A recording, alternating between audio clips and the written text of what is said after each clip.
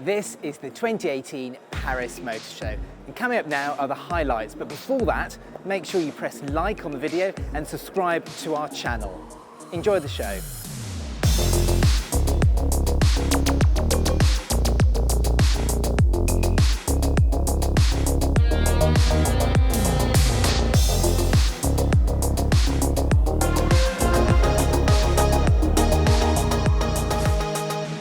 This is the DS3 Crossback, and it's the latest example of DS Automobiles really pushing ahead with its product plan since it was divorced from Citroën back in 2015. And this is it. Now, when it arrives in the spring, it'll effectively replace the old DS3 hatchback. And surprise, surprise, it's an SUV. But one of the upshots of the fact that it's now an SUV is that it's now 5 doors. The old DS3 was a 3-door hatchback, you remember, but this one's got 2 extra doors. Now, it's got DS Automobile's latest design language with its massive grille and expansive use of chrome, but there are just one little DS3 design cue, which is the shark's fin on the back window. What do you think of the design of it? Well, I have to say, I think it looks a little bit fussy, but that's no comparison to the interior, because whilst it is full of high quality plastics, there's a large 10-inch touchscreen in there, but the design is a little bit fussy, but I guess it is different after all. Now, under the bonnet, there's going to be 3 petrols and 1 diesel. Arriving later in 2019, there's going to be an all-electric version with a range of around 200 miles. What do you think to it? Well, let us know what you think in the comment section below, and also what you think to the starting price, because it's going to kick off from around £21,000 when it goes on sale spring next year.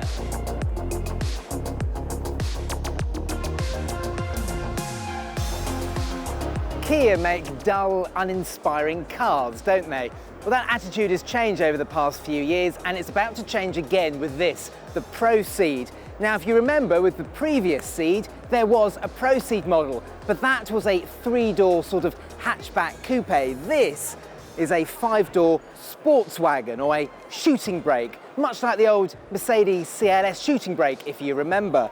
Now, it looks pretty good, doesn't it? Now, it looks a little bit different from the original sketches. That car was long and low and had massive wheels, but they've had to productionalise it, and I have to say they've done a pretty good job. Now, you're probably thinking this is the more practical version of the Ceed. Well, it is and it isn't, because there is a Ceed Estate coming out, but this one is supposed to be the more stylish member of the Ceed family, and I have to say they've done a pretty good job. Now, in the back, there's still quite a lot of room. Even with that sloping roofline, Kia has lowered the rear bench seat, so liberating quite a bit of rear headroom. The boot in the back, not quite as large as the Estate model, but nor would you expect it to be. This is still a pretty practical car. Now, under the bonnet, there's a 1-litre 3-cylinder petrol engine, there's a 1.4 and a 1.6, and if you want diesel, there's a 1.6 diesel as well.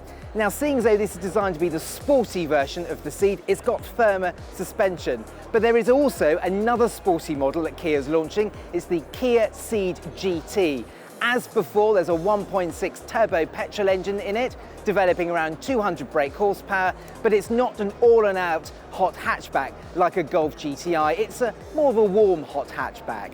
Now, also on the Kia stand is the e-Niro, the all-electric Niro SUV. 300 miles for £30,000. It arrives next year and is already being touted as the people's Tesla. Stay tuned.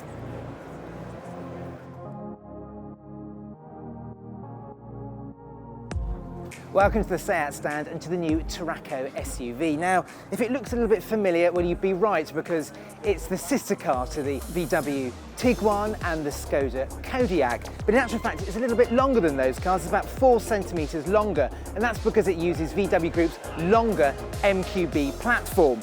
Underneath, it's very much the same as all those SUVs, so there's 2 petrols, there's 2 diesels as well. Inside, there's a fresh dashboard design. It all looks very premium, actually, and there's Seat's virtual cockpit inside as well. Now, in Europe, you can buy this car as a 5-seater and as a 7-seater, but in the UK, it only comes as a 7-seater. What do you think to the look of it? Well, it looks a little bit familiar, doesn't it, you have to say. Although it does debut Seat's new design language at the front, it looks an awful lot more assertive. It's going to be arriving later this year, priced at around £25,000. There's 2 petrols, 2 diesels, but coming along later in around 2020, there's going to be a plug-in hybrid version as well.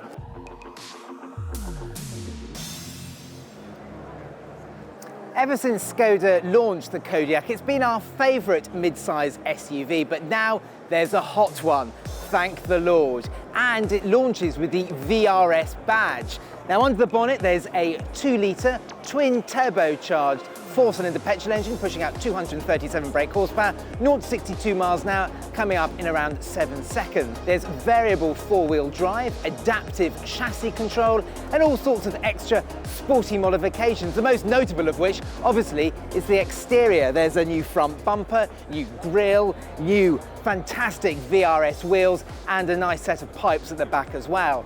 Now inside, it's got the usual VRS accoutrements, so it's got sport seats, a sporty steering wheel, and it's got the virtual cockpit as well. Now in the UK, you should be able to get a 5-seat and a 7-seat version, which is pretty good news if you want a 7-seat hot SUV. And this one really is hot because it currently holds the 7-seat SUV lap time around the Nürburgring. Can you believe it? Now also on the Skoda stand, there's the Vision RS concept. Now not only does it preview future VRS models, and they're going to be plug-in hybrids if you really want to know, but it also previews the next Rapid.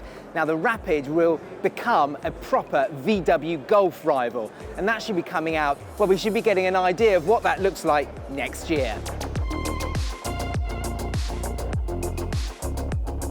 Welcome to what's arguably the star of the show, the Peugeot E-Legend concept. Now, it won't take a brain surgeon to work out that this is a very retro design.